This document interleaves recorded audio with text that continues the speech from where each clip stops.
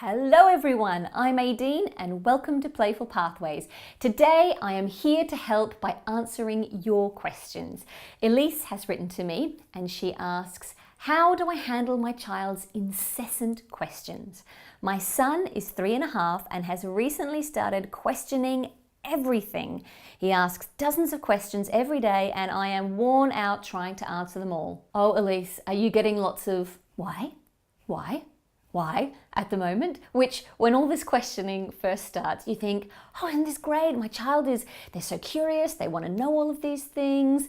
You know, this is amazing. And then after a while, it just becomes so frustrating when they just don't let up with the questions all day long. What your son is going through right now is a totally normal stage of development that doesn't last forever. It's about the fact that his upstairs brain, this part of the brain that's rational and logical and wants to make sense of things and learn about the world, is really developing at this stage. So your son is so curious and asking all these questions because he wants to make connections between what he already knows and the things that he doesn't know. This stage is a great opportunity for you to have a really positive influence on your son's attitude towards learning and curiosity. Even though these constant questions can be really frustrating, if you are able to respond to them in a way that's positive and welcoming, hopefully it will mean that your son continues to believe that learning and curiosity are really positive things.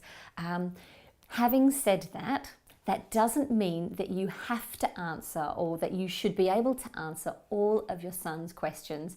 I release you from the obligation to know everything. It's totally okay for you to say to your son, I don't know, or I can't answer that. Your son is asking you these questions because you're his favorite person and he wants a connection with you. This is probably the first time in his life that he's really starting to develop some independent interests. And asking questions is often a way that children are able to share those interests for the first time with the people that they love. So it's a really great opportunity for you as a parent to begin to see what his personality is like and what things really float his boat. To guide my suggestions to you, we're going to have a look at 3 of the 6 roots of strong parent-child relationships. We're going to have a look at tuning in, reflecting, and playfulness. So first of all, I want to have a look at reflecting because I think that the first answer, sometimes often actually the best answer to many of these questions that children ask is, what do you think? Just put it right back to them. So often as adults, when children ask us questions, we think, I have to answer that question, or I have to answer it straight away, or I've got to rush to Google to find out what the answer is. Actually, sometimes when children are asking these questions, they already know a little bit about that thing and they're wanting to engage in a bit of a conversation or a process of answering the question with you. So by turning that around and saying to them, oh, that's really interesting. Oh, okay, that's a really good question. What do you think about that? Or what do you know about that already? Gives them a chance to engage in that process, and it can be really empowering for children to feel like they already have some answers. It means that you don't have to be the oracle, the only person who knows how to answer that question. And it's really good for children to hear sometimes that adults don't know, that they don't know the answers to things. It's okay to say that. It won't diminish your child's respect for you. So next I want to have a look at tuning in. Sometimes when your child is asking all these questions, it's not actually really about that they want an answer to that particular question. It might be more that they want to show you or share with you something that they have learned, or they want to share their interests that they have at the moment, or they just want to spend some time with you. So by reflecting back that question in the first instance and getting a sense of what they're bringing to the answer, it'll probably give you a deeper insight into what they're really asking you in that moment. And even if you don't have an answer for it or you can't answer it in that moment, it's a really great opportunity for you to encourage their curiosity and their passion for learning by saying things like, wow, you've got so many questions, haven't you? Or I've noticed that you're really interested in that thing. You've asked me a few questions about that. Or my goodness, you're just full up to your toes with questions today. This will make them feel, even if you can't answer it, it'll make them feel really good still about having asked the question in the first place. So the last thing I want to talk about is playfulness. This questioning stage can be a really fun time for you and your child to play and enjoy in answering these questions together.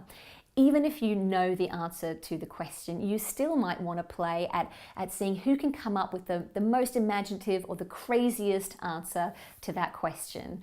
Or you can use the question as a bit of an inspiration for an adventure or an investigation that you can go on together. If you think that your child is asking you lots of questions about something because they want to share an interest with you, then it might be a good idea to actually set aside a little bit of time that you can play together or talk together about this thing so that they're not asking you questions at all hours of the day and night. Or if you are getting all sorts of random questions and you simply just do not have the time to answer all of them, then you might like to get a little questions notebook where you can say, great question, can't answer that right now, but I'm going to write it down for later. Or if they're old enough, they can write it in themselves, or little ones can draw a picture so they can remind themselves of the question.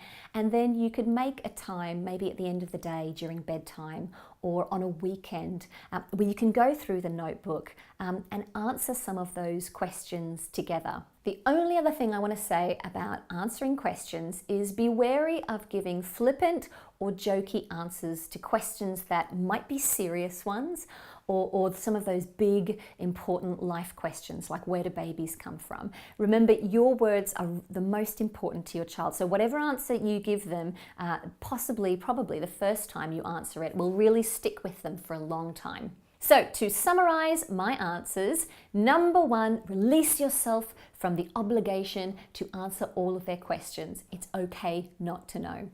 Number 2, encourage your child to answer the question first. This will really empower their learning. Number 3, tune into the questions so that you can learn about your child's interests and really encourage their curiosity. And number 4, to avoid frustration, try to be playful and enjoy answering the questions together. Thank you very much for your question, Elise. I really hope you found that answer useful.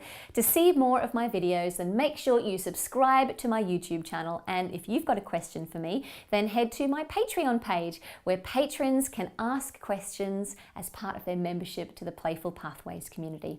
Thanks for watching, and hopefully I will see you again soon. Bye.